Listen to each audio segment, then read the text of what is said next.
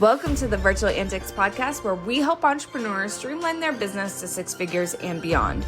These short, sweet, and info-packed episodes will inspire, educate, and leave you feeling motivated to take one more step forward in your business. So put down your never-ending to-do list, because in this podcast, we are interviewing the best of the best in the entrepreneurial world as they spill their secrets to success.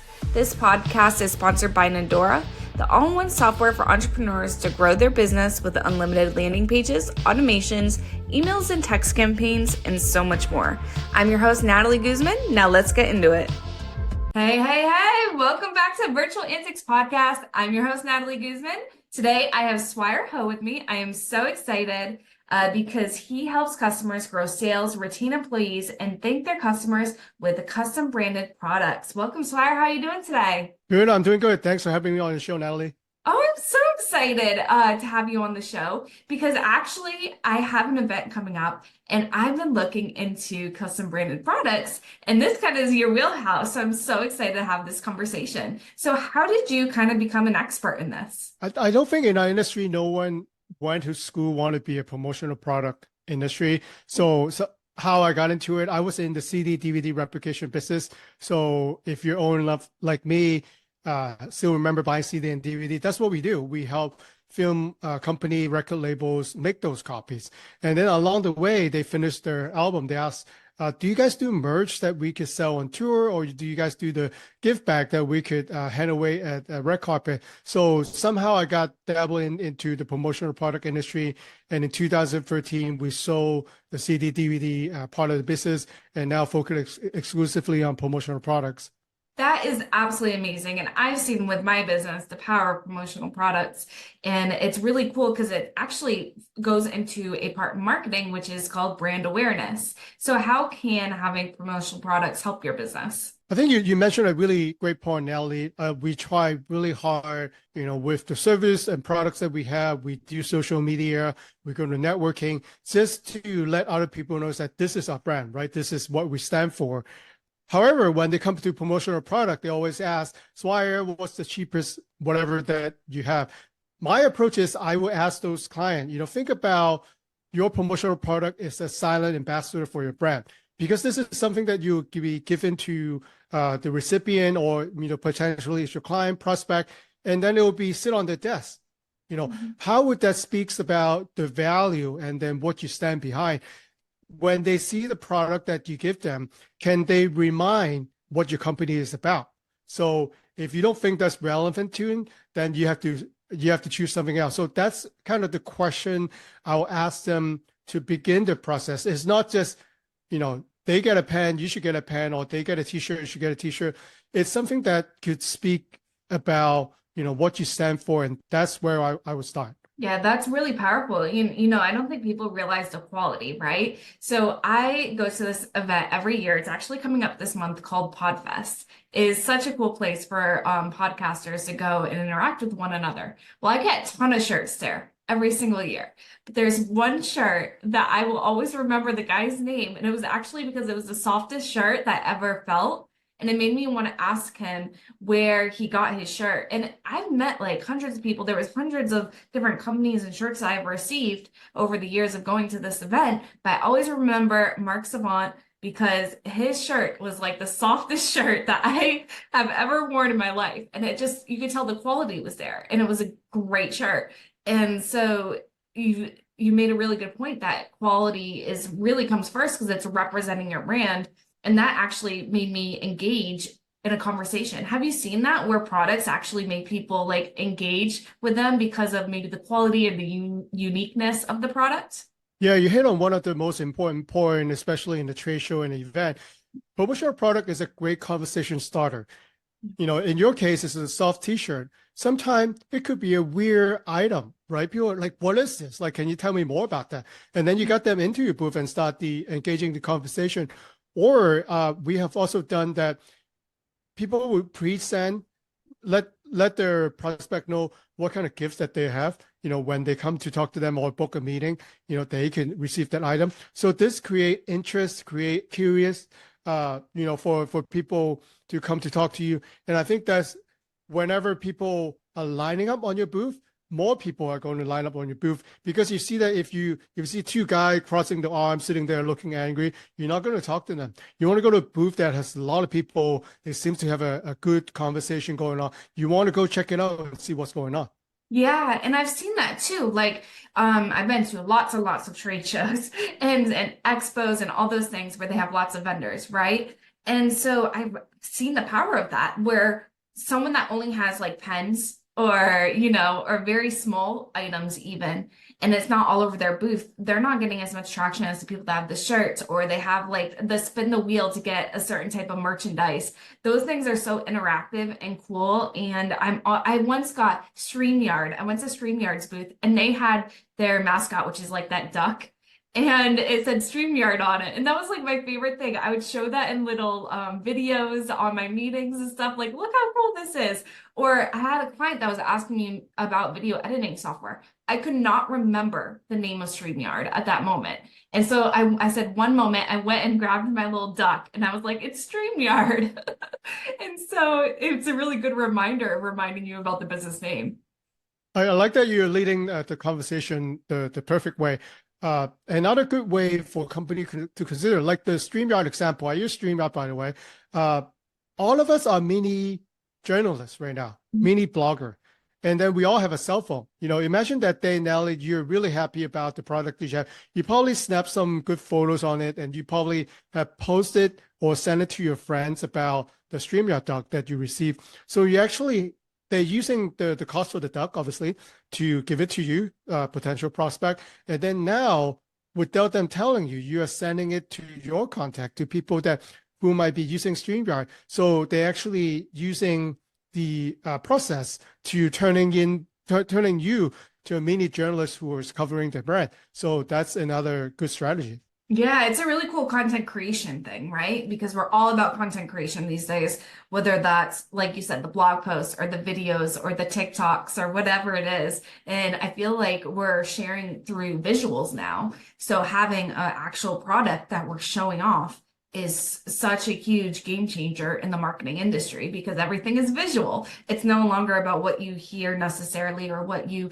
see in written words. It's really stuff that's eye-catching, unique, like you said. For me, it was the feel of that shirt and how nice that shirt looked on me. But there's definitely a power into having really great products. So what are some things we should keep in mind when we're looking for a product to represent our brand? The best one that I could think of if someone would have asked me that question is a product that could give a taste of the actual experience for your product and services. So everyone is going to be unique. So obviously, there will be a lot of follow-up questions down the line. But for example, if you can give, that's why when we go to Costco, it's dangerous, right? They give us a taste of this cereal, this taste of ice cream. And if you like it, you will buy the entire box. So can you actually use that and create the experience on the promotional product? So when people actually wear your t-shirt, use your duck, and they actually want to go in and sign up for, your proposal, or they wanted to sign up for your course, that's something that is really powerful. And it takes a little bit to find out what exactly you want people to do. But I would suggest, everyone who's considered using promotional product to have an end goal in mind. You're not just buying a bunch of product to give away. You want to try to create some kind of call to action, either to sign up your course, maybe sign up for a newsletter, or maybe just outright, book a call with you for talking about the product. With that in mind, then you could actually filter down really quickly what kind of promotional product works for your campaign. Yeah, I actually saw this company called Owl. It's another podcast company. They did something really cool where they said sign up for a free trial and you'll get a shirt or you'll get to Mm. spin the wheel. I think they've also done where you could spin the wheel and get any type of product, but you have to sign up for the free trial, which is super cool because it gets them really interested in your product. They're also helping you with the sign up page. So it takes away like all the troubleshooting that people might get turned off by. And then you show them that you signed up and you get the free product. So that was a really cool way to get lead generation, I thought, is that they got their name, they got their email, and they got them signed up to the platform. And then, of course, when that free trial ends, they will get prompted to put a payment in, right? To actually pay for the product. So I thought that was a really cool way. What other ways have you seen, like at expos and such, where people have used product to try to get new leads? Yeah, let's answer the question this way though. Maybe there are listeners saying, okay, I only have $500, right? I don't have huge budget, right? Like Mhm. a lot of the big booths that we see big brands are doing. You can still do that. You know, we all have a social media following. We all have a social media profile. Like most people will have that. You can actually utilize the same thing that you just talked about, Natalie. You can do a online sweepstakes. Buy one thing that is $500 that is branded. You know, that will get you something that really nice, right? So, you know, for people to follow you or again, to maybe sign up for your newsletter, sign up for your consultation, you get a chance to win that $500 product. I can't tell you how many times that I follow someone, forward it to two friends, and sign up for the newsletter just for the hope to win something that is $10. Yeah, that's awesome. Everyone loves free stuff, right? It just makes us feel like we accomplished something when we win something. I feel like it gives us like that instant gratitude, like the instant, I don't know what I'm trying to say, but it basically makes us feel really, really good when we win something and like we won a competition, right? Especially if you're competitive like me.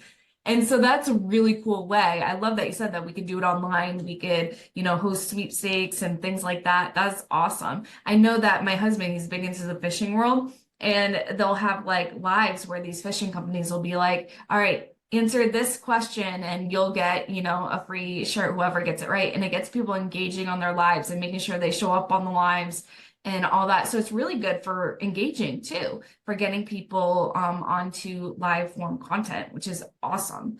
What are some things that we should keep in mind when we're trying to find the right product or create a product? I think you have to answer the question. You have to answer a few questions, obviously, for promotional product consultant like us to help you. Because if you come to me and you call me and say, I want promotional product, I'll say, like, what type of product would you like? A lot of times that they don't know or they want to buy something that they saw on a event. But I normally will begin the process, tell me a little bit more about your ideal client, people who you want to target. And sometimes that's a trick question. It's not a trick question, but somehow we get stuck on that because they haven't thought about that. They always want to think, using your husband example, uh, everyone wants to fish, right? Like for me, if you target me, I probably won't move because I haven't been motivated in that industry. So you got to answer this question: who are they? Is it gender specific? Is it do they have a specific title within the company? Is it certain income level? Is it certain geographical area? If you're able to tell me a lot more detail and actually paint a picture of me of who the ideal client are, there are different item that works for different group, right? There's Mhm. something work for soccer mom, then maybe a busy professional, maybe someone that, like gardening. There's something different for all those groups. So by letting me know what the ideal client is and also share about what the call to action will be. Again, we talk about what would you like them to do after they receive that product. So if you have that two question answer, then you're on the good start. That is amazing. And that actually goes back to something that I preach about all the time, which is having a brand book. It basically says who your target market is, what does your brand represent, who you guys are, how your brand voice, your fonts, your colors, your logos, everything. This having a brand book and giving it to someone, like yourself who will be creating promotional products is so helpful because they have everything they need in one spot. They'll have access to the hex codes, they'll have access to the logos, especially if you're putting a logo on the product and you don't want to have to try to search for a vector file and try to guess your way around that. Having it all in this, like, I do it like in a slideshow, which is really cool. But I have everything about my brand. And so I give that to any type of marketing professionals or new staff coming. But having a brand book is so, so important because we can easily give you all those details you need and you're looking for. But I love that there's a strategy behind it. It's not just we choose a product and we just give it out to everyone. You've shown multiple strategies that we can actually utilize in our business and to leverage these products. So that's awesome. I love that. Is there anything else that you want people to kind of think of when it comes to promotional products? Yeah, I'd like to share one more, and I think this one is the most powerful that actually can help you double your business. It's not a joke. Think about like, we just finished 2023. Look at your business in 2023. Look for your top 10 or top 20 client. that means spending the most money with you, buying the most of your product and services. See who they are. See if you think of they could it's a similar process to your ideal client. Come with items that you can send this to your top client. And what you want to do is you wanted to follow up after you send them the promotional product and ask them this question. Make sure that you check in with them, make sure that they're happy with what you have done for them in last year. And then at the end, you want to finish this question. Do you happen to know a colleague, a friend, or family member who would be able to use our product and services? Would you mind to recommend them to us?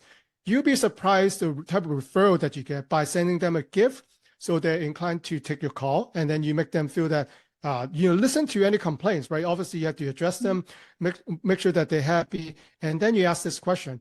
Chances are maybe you work with a contact at a big company. Maybe there are different departments that can also use your product and services, or maybe you talk to a mom who knows other moms, right? There are mommy groups on Facebook, or maybe when you talk to a fisherman like your husband, there are other fishermen, obviously, that he go fishing with. So by them speaking highly of you, the chances of get you a quality referral is a lot higher. All it takes is a little thought of you, maybe a little incentive or promotional product, and then good old follow-up phone call. I love that, because that final way that you've given us, basically everything that you've listed has helped either with lead generation, retention, or referrals, which is basically the whole cycle of keeping your business alive and well. And we can do that with promotional products. So I absolutely love all of the knowledge you've thrown at us today. Where can we find more about you and your services? Oh, thank you, Nelly. If you wanted to talk business, go to our website at garudapromo.com. Nelly, I'm also going to send you a link. I'm offering a free consultation for promotional strategy deep dive for your listener. So if you click on that link, you can book me for the meeting, and we'll go through the same questions, right? Be ready to answer who your ideal clients are and what you would like to do with the promotional product. And I love networking. If you're on LinkedIn, find me and connect me on LinkedIn, Swire Ho, hashtag the promo guy. Awesome. I will make sure I put all that in the show notes. But thank you so much, Swire, for coming on the call. And we'll talk to you guys next time on the Virtual Antics Podcast.